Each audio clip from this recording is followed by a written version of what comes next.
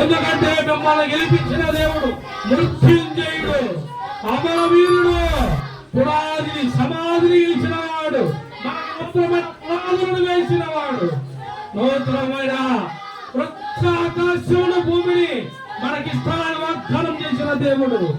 ఈ రోజు మీ అందరి కుటుంబాలలో, మీ ఉద్యోగాలలో, పనులలో, మీ కుటుంబ మీ పిల్లల విషయాలలో, మీ ఆరోగ్య విషయాలలో నా దేవుడు సజీవుడైన దేవుడు నిశ్చయముగా నూతనమైన క్రియ మీ అందరి గృహాల్లో, మీ అందరి హృదయాల్లో, మీ నడవడికలలో, మీ పనులలో, మీ ఆలోచనల్లో, ఆరోగ్య విషయాల్లో నూతనమైన కార్యము జరిగించునుగాక. నూతనమైన కార్యములు మీరు చూచుదురుగాక. పునరుద్ధానమైన జీవం ఇచ్చిన దేవుడు నీకు నూతనమైన కొత్త రోజు ప్రకాశించునుగాక. బలమైన నూతనమైన రోజు, ఇన్నాళ్ళు లేని కొత్తగా నిన్ను చూసిన వారు చెప్తున్న రోజు, నూతనమైన రోజు దేవుడు నీకు ఇచ్చునుగాక. స్తోత్రం స్తోత్రం స్తోత్రం స్తోత్రం స్తోత్రం స్తోత్రం స్తోత్రం స్తోత్రం. ఆమేన్. మరి కూడి వచ్చిన అందరికీ ప్రభు పేరట వందనాలు. అలాగే యూట్యూబ్ లో చూస్తున్న దేవుని బిడ్డలైనటువంటి మీకు కూడా ప్రభు పేరట వందనాలు. మరి ఫ్రైడే రోజు చాలా బాగా జరిగించాడు. అందరూ కూడా బాగా పరిశుద్ధాత్మగా నింపబడ్డారు. ఉద్యోగంగా సాగింది ఆ రోజు కూడా. మరి వాక్యం కూడా ఇచ్చిన వారికి ప్రతి ఒక్కరూ బాగా చెప్పారు. చెప్పించగలిగే శక్తిని మీకు దేవుడు ఇచ్చాడు. అందును బట్టి దేవుడికి వందనాలు. మీరు ఇంకా బలంగా వాక్యములో ఎదుగుదురుగాక. బలమైన కార్యము మీ ఎడల జరిగించబడును గాక. ఆమె మరి గుడ్ ఫ్రైడే ఆ దినం జరిగిందని కానీ ఎవరన్నా ఏదన్నా మాట్లాడాలనుకుంటున్నా ఉన్నారా? ఎవరన్నా మాట్లాడుకున్నారా? మీటింగ్ పూర్తిగా చెప్పాలి. తొందరగా టైం రెడీగా అవుతుందా?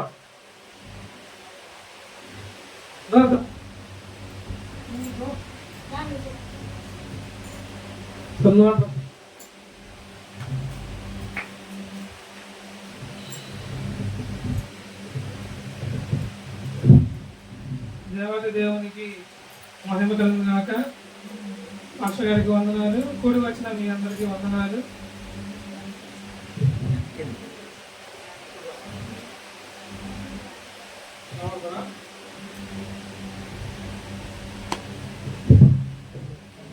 అయితే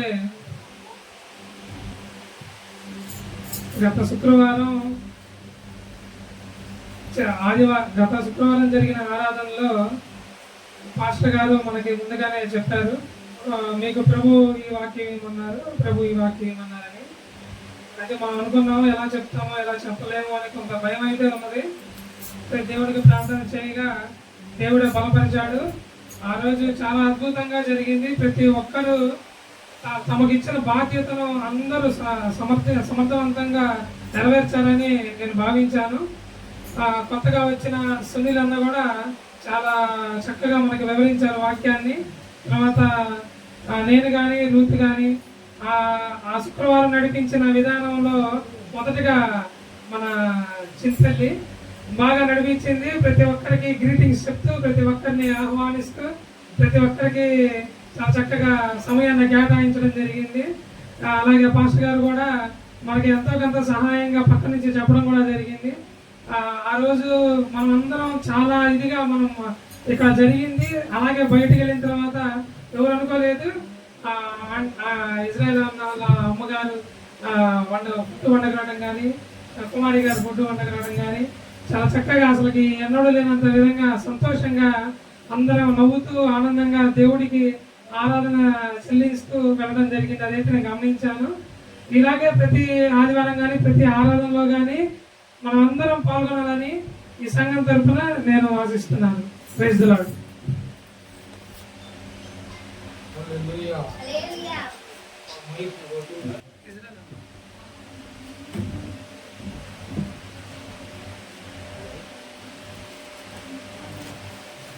దేవుని నామానికి మహిమ కలుగును గాక. సమయం అయిపోయింది. వాక్యంలో వెళ్దాం. శుక్రవారం జరిగించారు, ఆదివారం కూడా అలాగే జరుగుతాయి. ఇక ముందు రోజు జరగాలి. ఏంటంటే దేవుడు కోరుకున్నది ఏంటంటే మనుషుల పట్ల దేవుడు ఏ రీతి కోరుకున్నాడు, ఏ రీతిలో మన దగ్గరికి వచ్చాడు, మనం కూడా అదే రీతిలో ఆయన వైపు తిరగాలి, ఉండాలి, జీవించాలి. ఎవరు ఏమన్నా అనుకోని దేవుడు మాత్రం మనం ఒకటే అనుకున్నాడు, తండ్రి మీరు మాత్రం మనలాంటి స్వభావముతో మనలాంటి రూపంతో ఉండాలి అనుకున్నాడు. కాబట్టి మనము దేవుడి యందు ఆయన కృపను పొందుకొని వర్ధిల్లుదుముగాక. అంతకు మించి మరి ముఖ్యంగా ఏ బంధకాల్లో ఎవరెవరైతే ఉన్నారో ఆ బంధకాలు వీడిపోవునుగాక. ఆమేన్. వాక్యంలోకి వెళ్దాం. మత్తయి సువార్త 28వ అధ్యాయం. మత్తయి సువార్త 28వ అధ్యాయం 5వ వచనం నుండి చదవండి. మైక్ తీసుకొని చదవండి అమ్మా. వినపట్ల మొన్న వాక్యంలో కూడా మైక్ తీసుకుని మత్తయి సువార్త 28వ అధ్యాయం 5వ వచనం నుంచి కొంచెం పెద్దగా స్వరం ఉన్న వాళ్ళు చదవండి. దూత ఆ స్త్రీలను చూచి మీరు భయపడకుడి, సిలువ వేయబడిన యేసును మీరు వెతుకుచున్నారని. ఎవరికి తెలియాలి?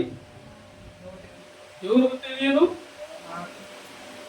మీరు ఎవరిని వెతుకుతున్నారో దేవదూతలకు తెలుసు. మీరు వెతుకుతున్న ఎవరిని? సిలువ వేయబడిన యేసు క్రీస్తు ప్రభు వారిని వెతుకుతున్నారు. దేనికోసం వెతుకుతున్నారు? ఆయన సిలువ వేయబడ్డాడు, సమాధి ఖాళీగా ఉందంట. ఎట్టుంది? ఖాళీగా ఉందని ఇప్పుడు వీళ్ళు వెతుకుతున్నారు. సమాధి ఖాళీగా ఉందని వీళ్ళు ఏం చేస్తున్నారు? వెతుకుతున్నారు. ఎందుకు? ప్రభువుని మనం ఇక్కడ తీసుకొచ్చి ఈడ వస్త్రములు, మహిమ వస్త్రములు, శిరము పోసిన వస్త్రములతో ఆయన చుట్టి అక్కడ పెట్టారు. నా ప్రభు ఏడి అని ఎదుగుతుంది ఎవరు? స్త్రీయా పురుషుడా? పురుషులు ఉన్నారు, కానీ పురుషులు బయట వేరే చోట ఉన్నారు. కానీ సమాధి దగ్గర ఉంది ఎవరు? ఆశతో. సమాధి దగ్గర ఆశతో ఉండేవారు స్త్రీలు. స్త్రీలు అంటే మొదటగా స్థానం ఎవరికి ఇచ్చారండి? స్త్రీలకే ఇచ్చాడు, పురుషులకు కాదు. ఎవరికి? స్త్రీలకే ఇచ్చాడు. శ్రద్ధగా ఇరాలేక స్త్రీలకే ఇచ్చాడు. ఎందుకు ఇచ్చాడు స్త్రీలకి? సమాధిలోకి వెళ్ళిన తర్వాత కూడా దేవదూత స్త్రీతోనే మాట్లాడింది.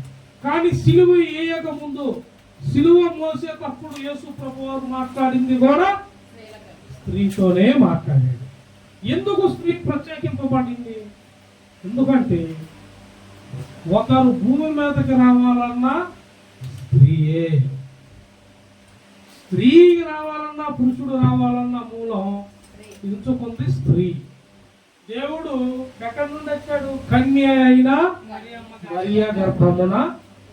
కాబట్టి దేవుడికి ఎవరంటే ప్రాముఖ్యత, దేవుడికి ఎవరంటే ఎక్కువగా నమ్మకము, విశ్వాసము అంటే చెప్పిన మాట మీద నిలబడ స్త్రీ. స్త్రీ చాలా ప్రాముఖ్యంగా, స్త్రీ అంటే దేవుడికి ఎందుకంటే అంత ప్రాముఖ్యం ఇచ్చాడో, పురుషుడు రాడు తొందరగా. చర్చల కన్నా చూడండి, పురుషుడు రాడు, స్త్రీ మాత్రం ఒకరోజు కాకుండా ఇంకో రోజైనా సరే ఇవన్నీ ఇప్పుడు కల్లా తీరేటట్టు లేవు. వెళ్ళవలసిన చోటకి నేనైనా వెళ్ళాలి, మందిరానికి వెళ్ళాలి అని స్త్రీ కదిలొచ్చింది, చర్చికి వెళ్ళింది. ఎవరి కోసం? తన పిల్లల కోసం, కుటుంబం కోసం, తన ఇంటి వారి కోసం. మన వాళ్ళకి ఉంటుంది కదా, పుట్టినిల్లు ఏమిల్లు, రెండిల్లు బాధ్యతలే. బాధ్యతలేని స్త్రీ ఏముందా? వాస్తవం చెప్పండి, ఇప్పుడు మీకు పెళ్ళి అయ్యాక తల్లిని తండ్రిని ఇంటిని మర్చిపోతారా? మీ సహోదరుని మర్చిపోయారా? మర్చిపోరు. ఎందుకు? ఫస్ట్ కలిసిన సంబంధం, మీరు ఆత్మీయంగా ఎదిగిన బంధం, రక్త సంబంధం. తర్వాత దేవుడు ఏర్పరిచిన బంధం భర్త. మీరు ఎంతో, భర్త కూడా. నువ్వు 20 సంవత్సరాలు అక్కడ నడిస్తే 40 సంవత్సరాలు ఇక్కడ ఉండాలి. 20 సంవత్సరాలు అక్కడేమో గారాబంగా పెరిగావు, కానీ 40 సంవత్సరాలు ఇక్కడ నీవు అనేకుల్ని గారాబంగా పెంచాలి. అనేకుల్ని గారాబంగా నీ మీదకి మలేషియా వాళ్ళు ఉంటారు, లేచి బయటికి పో. నిన్ను అవమానించే వాళ్ళు ఉంటారు. నీకు ఓర్పుగా అందరూ చెప్పరు, అత్తమామ చెప్పరు, తల్లిదండ్రి నాకు ఇది వచ్చు అంటే నీకు కావాల్సింది అట్టగా చేసింది. కానీ ఈయనట్ట కాదు, నీవే మీ అత్తమామకి, భర్తకి, పిల్లలకి, వాళ్ళు దేనికి పనికిరాకపోయినా, రూపాయి ఇవ్వకపోయినా నీవు ఇప్పుడు చేస్తున్నావు కదా పని. స్త్రీ అసలు అది చదువుకున్న వాళ్ళే జాబ్ చేయాలి, చదువుకున్న వాళ్ళు చదువు దీంట్లో మిరగాలు చెప్తున్నారు. మిరగాలంటే మిరగాలు కాదు, ఏమంటారు? తొడయాలి. దేవుడికి స్తోత్రం. తీర్చలేదమ్మా. ఎందుకంటే బాధ్యత. గడిచిన 20 సంవత్సరాల కన్నా గడుపుతున్న 40 సంవత్సరాల బాధ్యత వదిలిపెట్టి పోరు. ఎన్ని గొడవలైనా, ఎన్ని సమస్యలైనా భర్తను వదిలిపెట్టి భార్య, ఇదొక బాధ్యత. అక్కడున్న అనుభవం కన్నా ఏడున్న ఆప్యాయత ఎక్కువ. దేవుడు నేర్చుకున్న కూడా అదే, నేర్పించింది అదే స్త్రీకి. నేను చెప్పిన ఆజ్ఞను నీవు మేరతావేమో కానీ నువ్వు హద్దుకున్న నీ భర్తకి, నీ కడుపులో పుట్టిన బిడ్డలకి నీవు మాత్రం అతిక్రమము చేయవు, మోసము ఏ తల్లి కూడా చేయదు, ఏ భార్య. ఇక వాళ్ళ సంగతి తీసేయండి, మనకు అనవసరం. ఆ సంగతి అట్ట వేరుగా ఉన్న వాళ్ళు ఉన్నారు, దాన్ని లేదని మనం అట్టాకి లేదు. అట్టాడి మనం చూడకుండా ఉండట్లా. అట్టటి వాళ్ళు కూడా భర్తను మోసం చేసిన వాళ్ళని, ఇబ్బంది పెట్టిన వాళ్ళని, ఏడిపించిన వాళ్ళని, అత్తమామ వాళ్ళని, ఇలా ఉన్నాయి కదా అనాథాశ్రమాలు. మరి ఏంది ఎందుకు వచ్చింది? అది కూడా ఉన్నారు. కానీ వారికన్నా స్త్రీలలో ఎక్కువ ఓర్పు కలిగిన వారే. అందుకే ముందుగా దూత ఆ స్త్రీలను చూచి, స్త్రీని అల్ల, స్త్రీలను అంటే ఒక్కలు కాదు, అది ఉంది, ఒక్కలు కాదు. ఒక్కలైతే ఆ స్త్రీని అనేవాళ్ళు, స్త్రీలను ఇద్దరు లేక ఉన్నారు, ఎతుకుతున్నారు. ఎందుకంటే సొంత లాజరు చనిపోయినా బాధపడలా. ప్రభువా, నీవు గనక ఈ సమయంలో ఇక్కడ ఉంటే నా తమ్ముడు బ్రతికి ఉండును కదా అని ప్రభువుని అడిగింది మార్తా మరియ. కానీ ప్రభువారు మరణిస్తే మాత్రం అంతకన్నా ఎక్కువ బాధపడ్డారు. సమాధిని పోయాక తిరుగుతున్నారు, వెంటాడుతున్నారు. నా ప్రభు శరీరంకి ఏ దెబ్బ కూడా అంటే లెగుస్తాడు. 3వ దినాన నమ్మకం ఉన్నది, నమ్మకం ఉంచిన వారే స్త్రీ. అందుకే స్త్రీలని దేవుడు ఎక్కువగా కనికరిస్తాడు. స్త్రీని బట్టే కుటుంబాన్ని ఆశీర్వదిస్తాడు. ఎందుకంటే స్త్రీ కన్నీరు గార్చింది. ఏం గార్చింది? ఎందుకు? నువ్వు ఇంట్లో కొట్టినప్పుడు కన్నా కొట్టిన భర్త విషయంలో కూడా మందిరంలోకి వచ్చి కన్నీరు గార్చింది. కొట్టాడు కానీ ప్రభువా ఇయ్యాల గార్చి రేపన్నా మార్చు ప్రభువా అని చేస్తారు చేయరా? దాని తర్వాత వస్తుంది చూడండి. ఆయన ఇక్కడ లేడు, తాను చెప్పినట్టే ఆయన లేచి ఉన్నాడు. రండి ప్రభువుని పండుకొనినా తలమును చూచి త్వరగా వెళ్ళి ఆయన మృతుల్లో నుండి లేచి ఉన్నాడని హల్లెలూయా. ఈ వర్తమానం కూడా చెప్పింది ఎవరు? స్త్రీకే చెప్పారు. స్త్రీయే వెళ్ళి సువార్త ప్రకటించమని చెప్పారు. దేవదూత స్త్రీకే చెప్పింది. ఎంత భాగ్యం చూడండి. ఇప్పుడు సంఘాలలో ప్రభు వల్ల రొట్టె ఎవరు చేస్తున్నారమ్మా? నిజం చెప్ప పురుషుడు చేస్తున్నారా? వంట ఎవరు చేస్తున్నారమ్మా? స్త్రీ. ద్రాక్షారసం ఎవరు చేస్తున్నారు? సఫలం ఎవరు చేస్తున్నారు? పురుషులు కూడా ఉన్నారు, కానీ కొందరే ఉంటారు. కానీ స్త్రీలు మాత్రం అనేకులు దేవుని వైపు తిప్పబడి ఉన్నారు. అది ఏం చేస్తున్నారంటే దేవుడు 3వ దినాలలో లేస్తాడు అన్నట్టు ఎదగటానికి లేడు. బయలుదేరి సిద్ధపడ్డారు. మీరు వెళ్ళి శిష్యులకి చెప్పాలా? పేతురు, యోహాను, ఆంద్రయ సమస్తమును అందరికీ చెప్పు, భయపడద్దు. మనల్ని పిలిచిన దేవుడు నమ్మదగిన వాడు, చెప్పినట్టే 3వ దినాన లేచాడు. హల్లెలూయా. లేచాడు. ఎందుకంటే ఆయన రక్తాన్ని బట్టి మనకి ఆయన రక్తాన్ని క్రీదనంగా చిందించాడు. హెబ్రీయులకు రాసిన పత్రికలో మాట ఉంది చూడండి. హెబ్రీయులకు రాసిన పత్రిక 12వ అధ్యాయం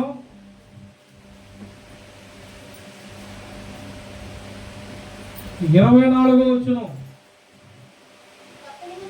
క్రొత్త నిబంధనకు మధ్యవర్తి అయిన యేసు నొద్దనకు హేబేలు కంటే మరి శ్రేష్టముగా పలుకు ప్రోక్షణ రక్తమునకు మీరు వచ్చి ఉన్నారు. హేబేలు కంటే ప్రోక్షణ రక్తం ఎవరు చిందించారు? మనకి మన పాపములకు కడిగివేయటానికి అతి పరిశుద్ధమైన ఆలయములోనికి మనం రావటానికి కారణం ఎవరంటే యేసు క్రీస్తు ప్రభుల వారు. ఆయన శిలువ త్యాగం, ఆయన రక్తాన్ని చిందించాడు కాబట్టి మనకి మందిరానికి అడ్డగున్న తెర తెగవేయబడింది. పై నుండి కిందకి చినిగింది అని ఉంది. అంత ముందంటే మనం లోపలికి వెళ్ళడానికి అధికారం, అర్హత. ఎందుకంటే మనం ఎవరు? పాపులము. ప్రతి ఒక్కరూ పాపం. అందుకే ఆయన అర్థం అవ్వటానికి స్త్రీకే సులువులో చెప్పాడు, మళ్ళారా నా కొరకు కాదు మీరు ఎడవచ్చింది, ఇక మీదట నేను ఈ రక్తాన్ని చిందిస్తున్నాను. రక్తము మీ అందరికీ పాపముల నుండి విడుదలనిస్తుంది. నీకును నీ పిల్లలకును సంతానమంతటకును ఇక కలగబో వారికి రాబో వారికి నిత్య జీవము ఈబొటకు నేను రక్తమును చిందించుచున్నాను, నేను ప్రాణమును పెట్టుచున్నాను. అందుకే నీ పిల్లల కొరకు ఏదు అన్నాడు. నీ కొరకు, నీ పిల్లల కొరకు. ఎంత చక్కని మాట చెప్పాడు చూశారా ప్రభువారు? చాలా చక్కని మాట. ఎంతమంది అలా పిల్లల కోసం తల్లులు కష్టపడుతున్నారు? ఎంతమంది ప్రార్థన చేస్తున్నారు? ఎంతమంది కన్నీరు విడుస్తున్నారు? ఎంతమంది ఉపవాసాలు ఉంటున్నారు? అందరూ ఉపవాసాలు ఉండేవాళ్ళే. ప్రతి ఒక్కరు కూడా ఉంటున్నారు లేదా? ఎందుకు ఉన్నట్లు? ప్రతి ఒక్కరు ఏడబట్టినా కానీ స్త్రీయే, పురుషుడు తక్కువ, స్త్రీయే. చూడు ఆ మాట ఎందుకన్నాడు? ఆదికాండము 12వ అధ్యాయం 3వ వచనంలో మాట చూడు. ఆదికాండము 12వ అధ్యాయము. నిన్ను ఆశీర్వదించు వారిని ఆశీర్వదించెదను, నిన్ను దూషించు వారిని శపించెదను. నిన్ను ఆశీర్వదించు వారిని, నిన్ను ఆశీర్వదించిన వారిని తోని స్త్రీకే చెప్పాడు. స్త్రీ నుండి వచ్చిన సంతానము అబ్రహాముకు చెప్పాడు, నోవాహుకు చెప్పాడు, అందరికీ చెప్పింది ఆయనే. ఏమని? నిన్ను ఆశీర్వదించిన వారిని నిన్ను నేను ఆశీర్వదిస్తా. నిన్ను ఆశీర్వదించిన వాడు కూడా వాళ్ళు కూడా నేను ఆశీర్వదిస్తా. కానీ నేను నిన్ను ప్రేమించా. నిన్ను ఇతరులు ద్వేషిస్తే వారిని నేను ఎందుకు? నీవంటే నాకు ఇష్టం. నీ కొరకు నేను ప్రాణమును ముందుగానే సిద్ధపరచుకున్నా. నా రక్తాన్ని చెందించుటకు నేను సిద్ధపాటు కలిగి ఉన్నా. నన్ను ఎరిగిన వారు మీరు. ఎరగని జనాంగాని కన్నా, నేను వెళితే నన్ను గుర్తుపట్టని జనాంగాని కన్నా అన్ని జనాలైనా మీరు నాకు ముఖ్యము. ఎందుకంటే నేను వెళుతుంటే మీరు నాతో మాట్లాడారు, నన్ను గృహానికి పిలిచారు, ఆహ్వానించారు, నా మాటల కొరకు ఆశపడ్డారు. వర్తమానము, అద్భుతములు, మహత్కార్యములు మీరు నమ్మారు, విశ్వసించారు కాబట్టి పలుకు ప్రోక్షణ రక్తము నీ కొరకు చిందించబడింది. లేకపోతే ఆడ చిందించబడింది, నమ్మకపోతే ఏమైనా ఇప్పుడు ఇక్కడ హీలింగ్ జరిగిందని నమ్మిన వాళ్ళందరికీ తెలుసు. బయట నుండి ఏందంటాడు గొప్ప అంటే నీకేముండదు, ఏడాది పేడ గొప్ప ఉండదు. నువ్వు గొప్ప ఏందంటా అంటే ఏందన్న కాడే పోయింది. అవును, యేసు కాడే అద్భుతము, ప్రభువారి దగ్గర అద్భుతము అని నమ్మిన వానికి ఏదైనా ఎవరికైనా జరిగింది. కాదు మనకు కొద్ది రోజులు కొంచెం శ్రమ వచ్చే అలజడి అవుతాం అంతే, కొంచెం మళ్ళీ మనం బాధపడతాం అంతే. కానీ ఏమాత్రం కూడా భయపడనీయడు, ఓడిపోనీయడు మన దేవుడు. ఓడిపోనీయడు, ఇది ఖాయం. అందుకే స్త్రీకి చెప్పేది దేవతతో వచ్చి నీవు భయపడకము, నీవు వెతుకుతున్న దేవుడు దిగిచి ఉన్నాడు. చూడండి, ఏబు రాసిన గ్రంథం, ఏబు గారు రాసిన ఉంది అని కీర్తన గ్రంథం పక్కనే, కీర్తన గ్రంథానికి ముందు ఉంటది ఏబు గ్రంథం 16వ అధ్యాయం.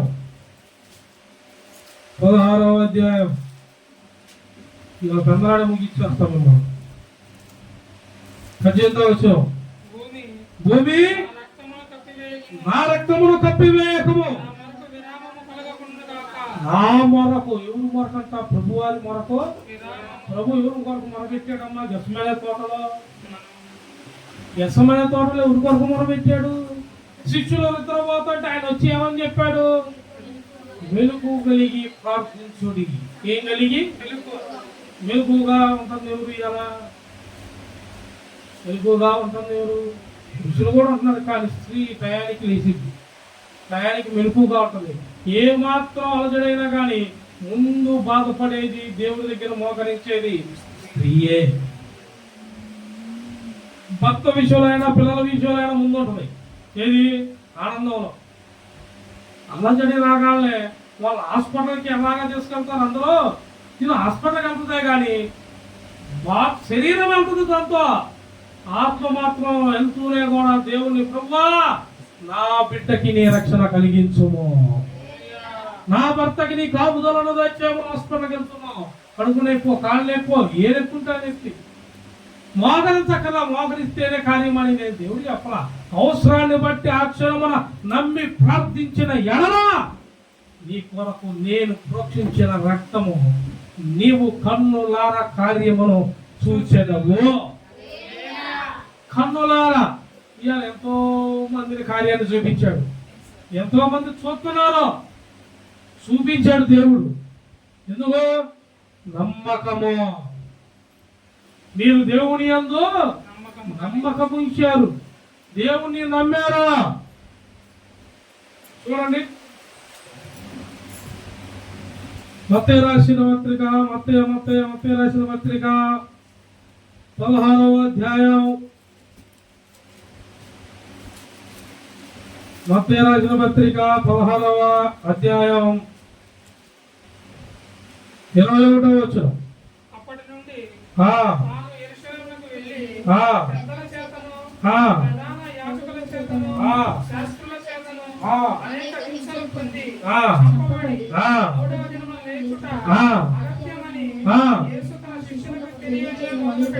హల్లెలూయా. ఏమని చెబుతున్నాడంట? హింసలు పొందడం అన్నీ మీరు చూస్తారు, కానీ మనిషి కుమారుడు మరణించి 3వ దినమున లెగుస్తాడు. కానీ అది వల్ల కాదనేది ఈ జనులు చెబుతారు.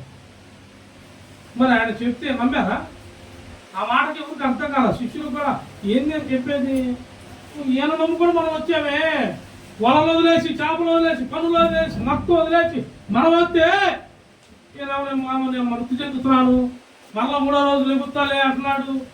మృతి చెందుతుంది అసలు? ఏం దేవుడు కదా? దేవుడు అనే కదా మనం నమ్మాం, అనేకులకు పరిచయం చేశాం. ఇప్పుడు ఏం లేకపోతే మనం ఎట్టా? దీనిలో ఉన్న శక్తి మనకు తోడై ఉండదేమో, ఇది భయపడుతున్నారు. దేవుడు అని చెప్పాడు, ముందుగానే చెప్పాడు. వాళ్ళతో చెబుతూ కూడా తిరిగాడు, అంటే ముందుగానే బ్రతుకున్నప్పుడే జనములకు తెలియజేశాడు, శిష్యులకు తెలియజేశాడు. నేను మరణించినను 3వ దినమున నేను మృతుడును కాను. మరి ఎవరయ్యా?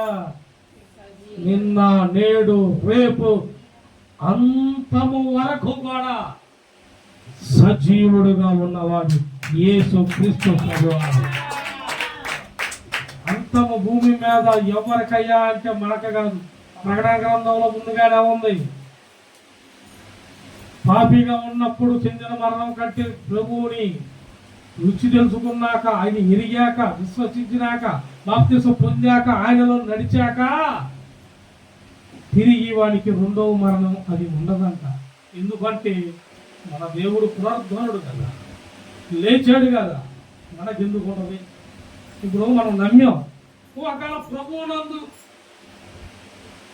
నిద్రించామే అనుకో, మీరేమంటారు? అప్పుడు ప్రభువునందు నిద్రించిన ఫలానా సేవకుడు అని అర్థం చేస్తారు.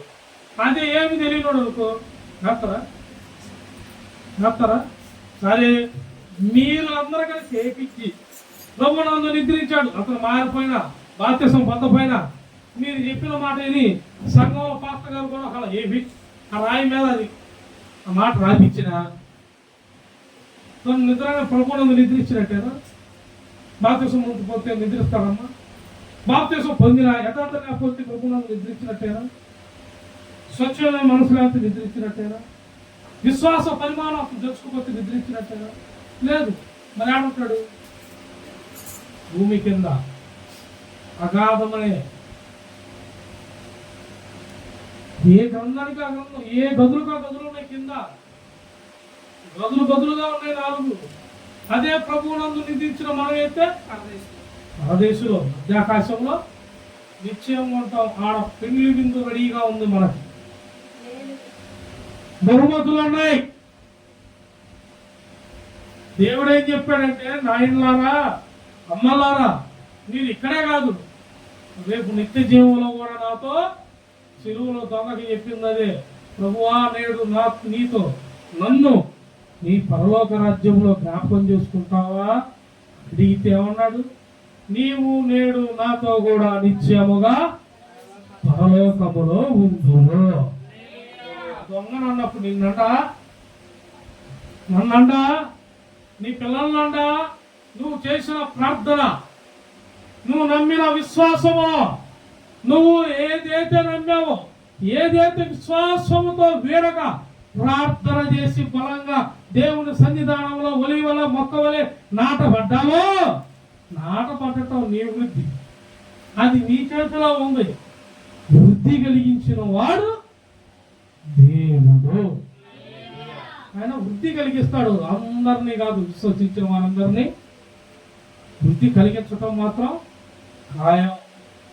సంఘంలో ఎంతో మంది వస్తూ ఉంటారు, పోతూ ఉంటారు, అది ఏ సంఘానికైనా జరిగిద్ది. కానీ సంఘంలో స్థాపించబడేవారు మాత్రం కొందరే ఉంటారు. సంఘం స్థాపించబడేవాళ్ళు దాని 12వ అధ్యాయంలో కూడా అదే మాట్లాడుతున్నారు. అందరూ అనేకులు నిద్రించుదురు, కానీ కొందరే లేచెదరు. వారు కొందరు ఎవరంట? నిత్య జీవానికి ఎన్నిక చేయబడ్డవారంట కొందరు. ఇంకొందరేమో పాపానికి, నరకానికి, ఆరని అగ్నికి కొందరు. అంటే మనందరం గుర్తుపెట్టుకోండి, దేవుడు మాట్లాడేటప్పుడు చాలా శ్రద్ధగా గుర్తుపెట్టుకోండి. అందరం నిత్య జీవానికి వారసులమా, నరకానికి వెళ్ళే వాళ్ళమా? నిత్య జీవానికి వారసులమా, నరకానికి వెళ్ళే వాళ్ళమా? మనలో ఇప్పటికప్పుడు ఆ మాట తెలియాలి. మన దేవుడు పునరుద్ధనుడు కదా, మనం ఎందుకు నరకానికి వెళ్ళాలి? మనం పిలిచాడు కదా, నమ్మాడు కదా, మనం ఆయన నమ్మాం కదా, మరి అప్పుడు మనం ఏడ ఉండాలి? నిత్య జీవంలో ఉండాలి. నేడు పరదేశంలో మనం కూడా ఉండాలంటే మనలో ఏమి నాటపడాలి? వాక్యం అనే విత్తనము.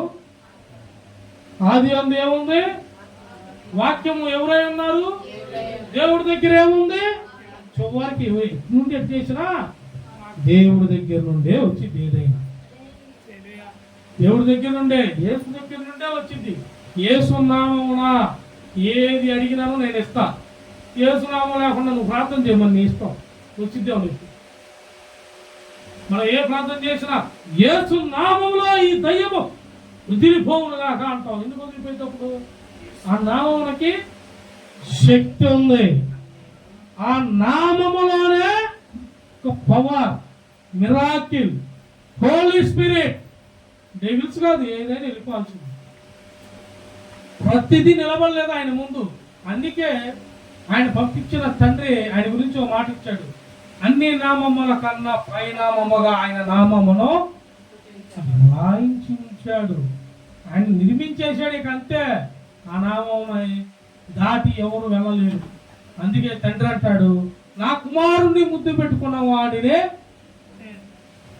ఆయన ముద్దు పెట్టుకున్నావాడిని నేను ప్రేమిస్తాడు, లేదని చెబుతాడు, ఆయన రాజ్యానికి తీసుకెళ్తాడు. కుమారుని ముద్దు పెట్టుకోకపోతే నువ్వు ప్రభువా ఇదిగో శిలువలో కాచాడే, ఆ రక్తంతో నేను కడగబడ్డా ప్రభువా. మరి యేసు ప్రభు నా కుమారుడు నీకు తెలుసారా? శరీరంలో ఎన్ని గాయాలని కనీసం అయ్యానో తెలుసారా? లెక్కేసుకునేది ఎందుకు? ఈ చెయ్యి ఇది పెట్టాడు కదా, ఓ మేకుంది కదా, ఈ చెయ్యి ఇది పెట్టాడు కదా, ఎన్నైనా 2 గాలం కలిపి ఓ మేకేశారు కదా, గవిక్కిన మాట రావాలా లేదా? సరే, శరీరం మొత్తం కుట్లు అయ్యి ఎన్ని దెబ్బలో నీకు అర్థం కావాలి. ముందు మేకలాడ గుర్తురా. ముళ్ళకిరీటం ముళ్ళెన్ని ఉన్నాయి? తక్కని చెప్పేయాలా, తక్కని చెప్పేసేయాలా. అది కూడా చెప్పలేదనుకో, ఈడు ఏడున్నట్టు? వాక్యం దేశం వీళ్ళు, ప్రార్థన శక్తి వీళ్ళు. అసలు యేసుప్రభు ఏదో తెలియదు, యేసుప్రభు పుట్టుక తెలియదు, యేసుప్రభు మరణం. మొన్న ఎవరో పేరు ఎందుకులే, మొన్న ఒక ఆయన ఉన్నాడు మనకు తెలిసినానే, మంచి భక్తి పరుడు అనుకుంటారు. ఇక నా అమ్మట ఉన్నప్పుడు ఇక నా అమ్మట వల్ల అనుకుంటారేమని ఒక ఆమె అడిగింది జర్నీలో, యేసు ప్రభు వారిని ఎన్ని నాణ్యములకు అమ్మాడంటే ఇది పాస్ చేయి అంటున్నాడు. ఏం చేయాలా అంటే ఈ భోజన వాహని దేవునికి స్తోత్రం కలుగును గాక. అతనికి ఇప్పుడు ఎలిగే ఉంటది ఎవరు? దేవునికి స్తోత్రం. మీకుగా జరగాల్సింది మీరు నాకే చూడండి. అమ్మ ఇది ఒకటి ఉంది, ఇది ఉండకూడదు. ఎవరా ఇంకా ఆలోచన చిన్న సొత్తున కొడుకు ఇస్తారు ఎవరో ఒకళ్ళు మీకు తెలిసింది. అసలు సామెతల గ్రంథంలో మొదటి అధ్యాయం 8వ వచనంలో ఏముంది? చెప్పు. అబ్బే మీకు తెలియదు, పక్కన వాళ్ళకి మొత్తం ఉందా? నేను ఉపమానం చెబుతా, ఎవరి గురించి ఏం చెబుతా, కానీ పేరు చెప్పడం. వాళ్ళ నువ్వు ఉన్నావు చూసుకో. నువ్వు ఇప్పటికి ఏం తెలుసుకున్నావు? యేసు ప్రభు ఎవరయ్యా అని నువ్వు ఎవరైనా అడిగారు, ఏమని చెబుతావు?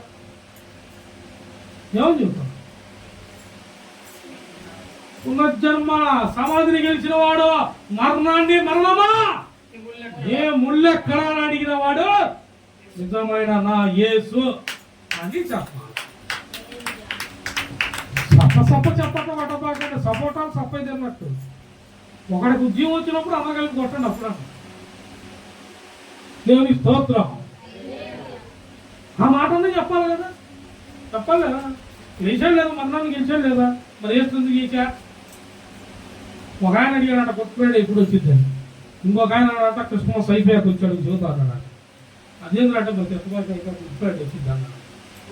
ఎప్పుడు వచ్చిందంటే క్రిస్మస్ అయిపోయాక రా నేను చెబుతా అన్నాడంట.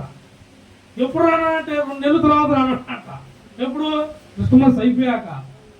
కరెక్ట్గా జనవరి అయిపోయాక నేను ఫిబ్రవరిలో వచ్చాడంట. ఎప్పుడంటే ప్రతిరోజు వాగిరా పాడాలంట.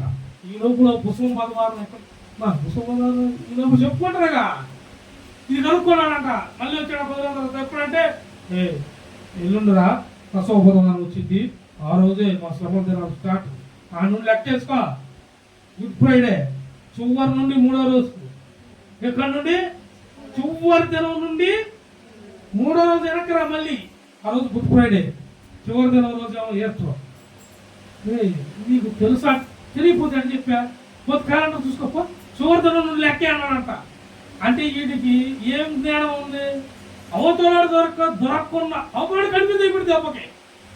క్యాలెండర్ చూసాడు నిజంగా పోయి ఈస్టర్ పండగ నుండి ముందుకు అట్లా ఎరకపోతే 3వ రోజు గుడ్ ఫ్రైడే వచ్చేది. శుక్రవారం గుడ్ ఫ్రైడే, శనివారం విశ్రాంతి దినం, మౌనం పాటిస్తాం. ఆదివారం అది మరి డేట్లు చెప్పలేదు కానీ కరెక్ట్గా నేను చెప్పాడే అనుకున్నట్టు. అమ్మో నిజమైన భక్తుడేరు. కనీసం ఆ దండ పుట్టియాలి మీరు. ఇప్పుడు అసలుకే ఎవరు తయారయ్యారు మన మీదకి? శత్రువు ఏమి తెలియనాడు మన భ్రమలో పెట్టాలని చూస్తున్నాడు. వాడికి బైబిల్ పట్టుకొని వచ్చి మీ బైబిల్ అంతా నాకు తెలుసు అంటే వాడికి తెలియని వచ్చానని మీరు తీసి చూపించాల. మళ్ళీ వాడి ఇంటికి పోవాలా? ఏపడగలదు మిమ్మల్ని. డెబిట్ అంటే అదేగా. ఏంటంటే మళ్ళీ 2వ రోజుకి వేయాలి డెబిట్. ఈ లోపల ప్రభు వచ్చిందా కొన్ని డెబిట్లో పెట్టి ఏసునామలో ప్రభు వస్తాడు, వాడి సంగతి ప్రభు చూసుకుంటాడు. కనీసం అయ్యానో తెలుసుకోండి. ఆది కాండంలో ఏమని చెప్పాడు? ముందు భూమియు ఆకాశమును దేవుడు సృష్టించాడు, అవునా కదా? భూమిని ఆకాశాన్ని, తర్వాత ఎవరిని? చెట్లుని, మొక్కలని, పశువులని. 3వది ఎవరు? 3వది నువ్వే మాట్లాడవే, నువ్వే 3వసారి నిన్నే చేసింది. అందంగా సృష్టించాడు ఆయన రూపంలో. ఎందుకంటే మనం జ్ఞానం కలిగిన వారం. ఆయన రూపంతో సృష్టించినప్పుడు ఆయన జ్ఞానవంతుడా కదా? ఆయన మేధావుడు. ఆయన బిడ్డలో మనం ఇంకా జ్ఞానంగా ఉండాలి. అవతల వాడు దెబ్బేస్తాడా, ఎటు నుండి వస్తాడా, ఎటు నుండి వస్తే ఎటో గట్టు వస్తాడు. నువ్వు మరీ తిని కూర్చో. ఏంటిది? ఇప్పుడు కొట్టు చెప్పట్లో ఏం తినాలి? వాక్యం. లేనిపోయింది ఆకలి భోజనం అంటానేమనుకున్నా. దేవుని స్తోత్రం. నాకు ఇప్పుడు యూట్యూబ్లో తట్టండి అంటే నా పిల్లలు యూట్యూబ్లోనూ ఇక్కడ గాను గట్టిగానే హల్లెలూయా వాక్యం తినుండండి, ప్రార్థనలో ఎదగండి. అప్పుడు అవతల వాడికి మిమ్మల్ని చూడగాలని వచ్చింది. ఏంటిది? భయం. ఆ భయాన్ని వాక్యం ఇచ్చింది. ఏం లేదు అసలు మీరు ఏందిరా వాక్యం ఏందని చెప్పంటే ఏం తెలియాలా? యోహాను సువార్త 1వ అధ్యాయం 1వ వచనం ఏందిరా? ఏముంది? ఆదియందు వాక్యం ఉండేలా. అది ఎప్పుడు అంటే పునాది ముందు. వాళ్ళు ఏమంటున్నారు? మేము పండిస్తే పూజించి పండిస్తే వచ్చిన ఈ బియ్యాన్ని మీరు తింటున్నారు, మీరు పండించుకొని తినండి అని వాళ్ళు అంటున్నారు. నువ్వు చెప్పు వాళ్ళకి ఏమొద్దు, ఊర డిబేట్ పెట్టబాకు. ఏమని చెబుతావు? ఆది అంటే దేవుడు ఉన్నాడు, దేవుడే సృష్టించింది. ఏ నరుడు లేడంట. నేల నుండి ఆవిరి ఆకాశంలోకి తిరిగి, ఆకాశం నుండి నీటి చుక్క వచ్చి నేలను తడిపి ఆవిరయి పలు వృక్షములు మొలిచాయి. మనిషి లేనప్పుడు మరి మా దేవుడు పుట్టిస్తే నువ్వు తింటున్నావు, నా దేవుడు మృత్యుంజయుడిగిస్తే నువ్వు చూస్తున్నావు. కానీ మనం వాళ్ళు అడుగుతున్నారు, నువ్వేమని అడగాల? వాళ్ళంత కాన్ఫిడెంట్ ఉన్నప్పుడు నువ్వు డబల్ ఉండాలి. చూడండి, చూపిస్తా. యోహాను సువార్త 16వ అధ్యాయం చదివారు కదా. ఇప్పుడు మత్తయి 17 కూడా చూడు, 17వ అధ్యాయం పక్కనే. హల్లెలూయా. మత్తయి సువార్త 17వ అధ్యాయం 23వ వచనం చూడు.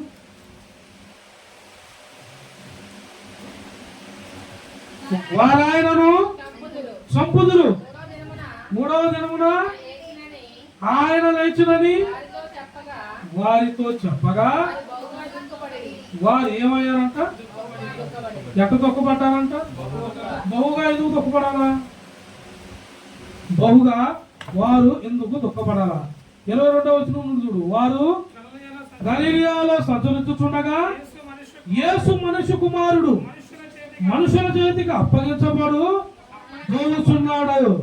వారు ఆయనను చంపుదురు, మూడవ దినమున ఆయనను లేచునని వారితో చెప్పగా.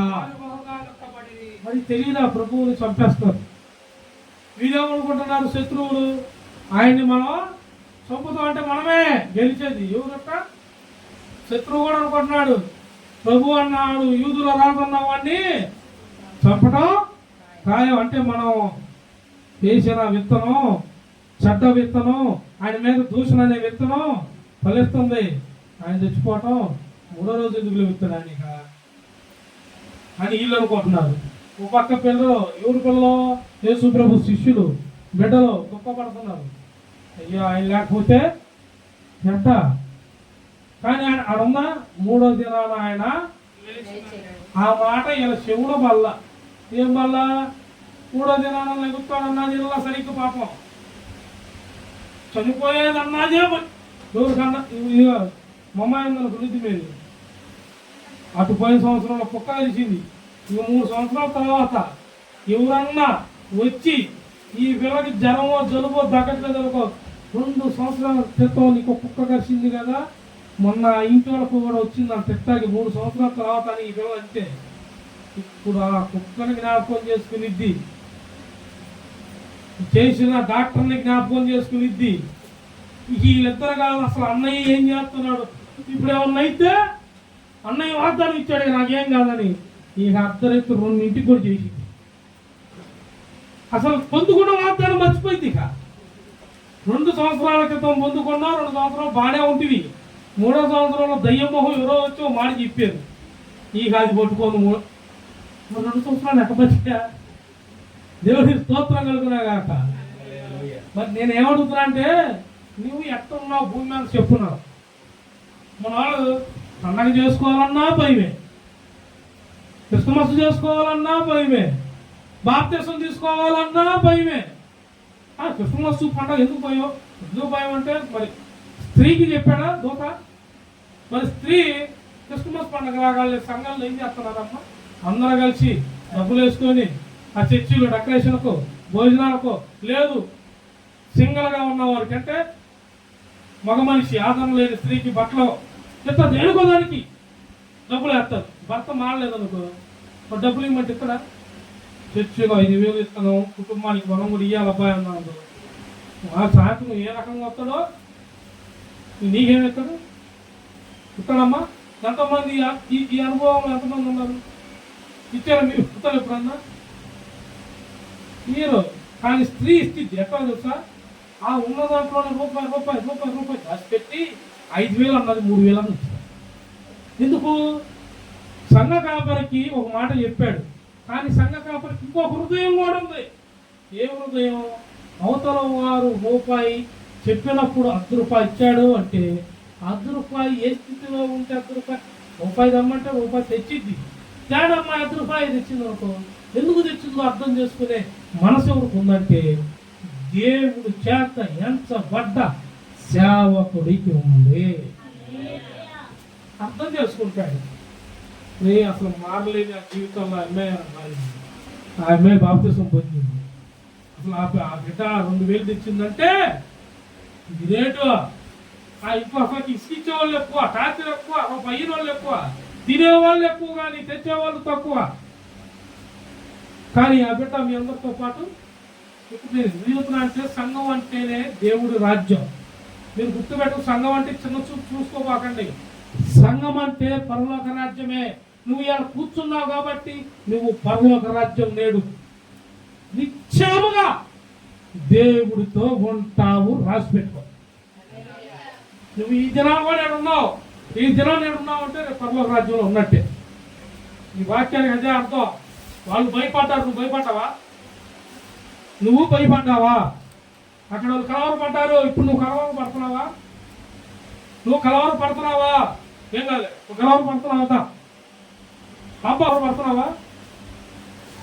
పడవు. ఎందుకు? నిన్ను అర్థం చేసుకున్న సేవకుడు నడలేదు. ఎందుకు?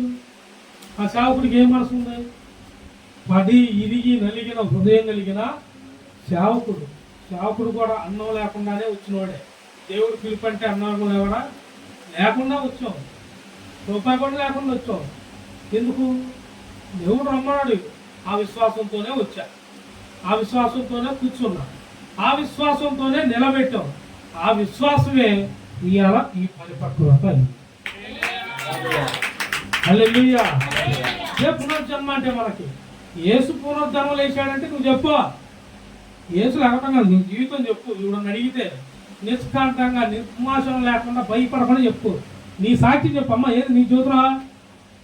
ఏమమ్మా నీ జ్యోతురా? నీ ప్రభు గురించి చెప్పు. నీ దేవుడు ఎవరు అన్నావు కదా, ఆయన పేరు యేసు అన్నావు కదా, ఆయన చెప్పు. కులోడా కలమ్మా విను పూర్తిగా అని చెప్పు.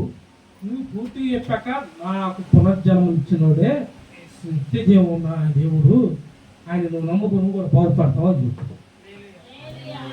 నీ కొరకు కూడా ప్రాణం పెట్టాడు, నా కొరకు కాదు, నీ కొరకు కూడా ప్రాణం పెట్టాడు. నమ్ముకా. ఇవాళగా రేపైనా సరే నా దేవుడు జీవం గల దేవుడు నీ పక్షమున పోరాడి యుద్ధం చేసి నిన్ను తప్పకుండా గెలిపించును గాక.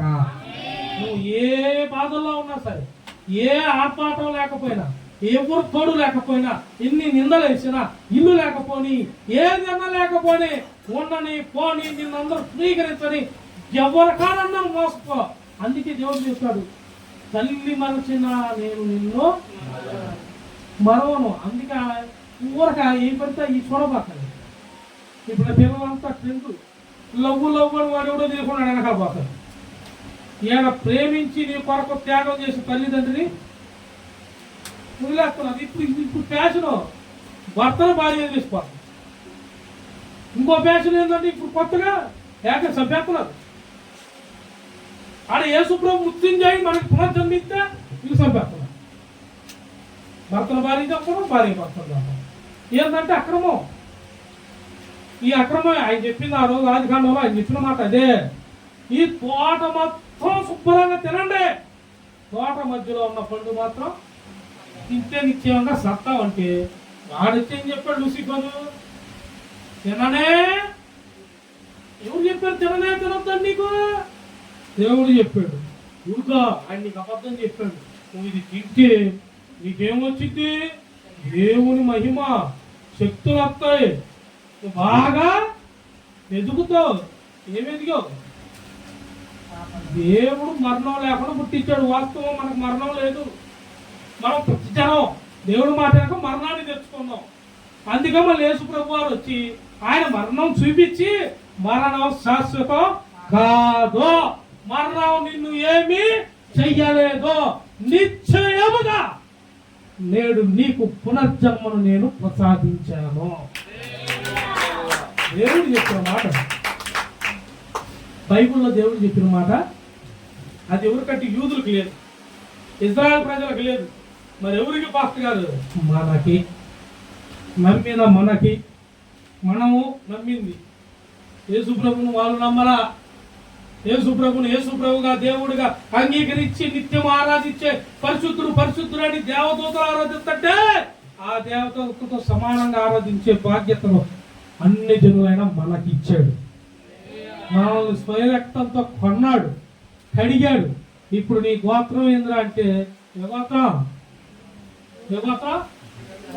అయ్యో అర్థం చెప్పు. ఎందుకు భయపడతా? నేను సిగ్గుపడుతున్నాను. అమ్మో నెయ్యొద్దు నిందెన్నో, పెరుగొద్దు నిందెన్నో అంటారు ఒక్కొక్కళ్ళు. అట చెబుతున్నారు ఎందుకు? ఏ గోత్రం నీది? యూదా స్తుతి గోత్రపు సింహమా యేసయ్యా ప్రగతి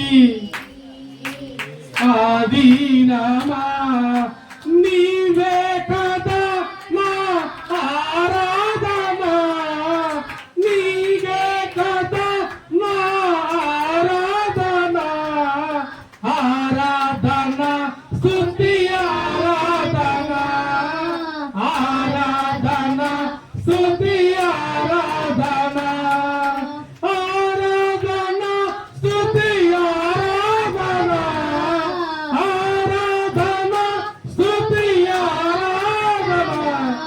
హల్లెలూయా. సందేహం లేకుండా ఆరాధించుకో. ఎండ చెప్పబడుతుందా? గుడారం కాదు, ఎండలో పోయి మాకాలే. ఎండలో కూడా నీడ ముప్పు రాకపోతే నన్ను అడుగు. ఆమేన్. ఎండలో ఏది ఎదురుగా ఉన్నది అన్నామని జాషువా గారిని వెళ్ళి సపోర్ట్కు నుంచోరా అన్నా. వీడు పోయి పట్టుకుంటానండి. ఆమెమో ఆయన పిలుస్తాడే నువ్వు ఎక్కిస్తాడు అంటుంది. నేనేమన్నా ఇంట్లో చూడరాని అడుగు సైన్ చేస్తున్నాడు. ఇక్కడికి అర్థం కాదు. పట్టుకోమనుకో ఆటగారు పట్టుకోమన్నాడు ఆగంటున్నాడు. ఆమెమో ఆగాదు అక్కడ నువ్వు అంటుంది. పండమే చేయొచ్చు కాలేదా? మీరు వచ్చినప్పుడు పండగ మీ తర్వాత అరగంటకు వచ్చిందా ఇంకా ఎండ ఎక్కువైందా లేదా? ఎండలో అదిగో నా బండ్లలో చేసుకుంటూ ఉంది కర్రాడ పడేసి పట్టుకొని నడుచుకుంటూ వచ్చిందా? ఇప్పుడు నేను రాలేదు నాకే. నువ్వు బా అరికాలు పెట్టుకో రమ్మను. మరి నీలో ఉన్న శక్తి ఆమెలో ఉందా చూసుకోమని. మీరు ప్రార్థన పనులు అరికాలు నుండి నడినెత్తు వరకు స్వస్థత మీ మీదకు వచ్చి ఉన్నది. మిమ్మల్ని ఏ కీడు ఏ అపాయమో ఏది కూడా ఏమీ చెయ్యలేదు, చెయ్యజాలదు. విజయం ఇక నీదే. చూడు రోమీయులకు రాసిన పత్రిక 1వ అధ్యాయం 4వ వచనం చదువు. అదే ముగించుకుందాం. రోమీయులకు రాసిన పత్రిక 1వ అధ్యాయం 4వ వచనం మొత్తం కలిసి ఉంటుంది. చదివి. పిలువబడిన వాడును దేవుని సువార్త నిమిత్తము ప్రత్యేకింపబడిన వాడునైనా పౌలు రోమాలో ఉన్న దేవుని ప్రియులందరికీ అనగా పరిశుద్ధులకు ఉండుటకు పిలువబడిన వారందరికీ ఎవరెవరికి దేవుని బిడ్డలైన వాళ్ళందరికీ అనగా పరిశుద్ధులుగా పిలువబడ్డారంట. ఇప్పుడు మందిరంలో ఉన్న మీరు పరిశుద్ధులా కాదా? మిమ్మల్ని ఎండేం చేసిద్ది?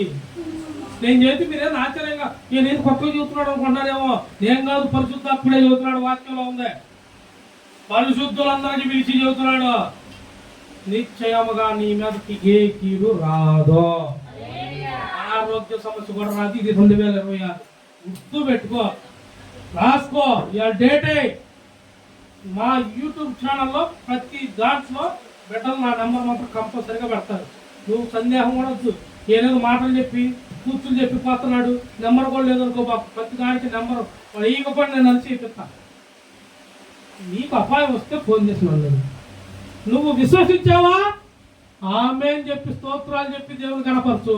ఈ వాక్కు నీ మీద కూర్చును గాక, నీ గృహం మీద కూర్చును గాక, నీ బిడ్డల జీవితాన్ని దేవుడు ఫలింపజేయును గాక. ఆమేన్. పరిశుద్ధులందరికీ చెప్పు చెప్పు.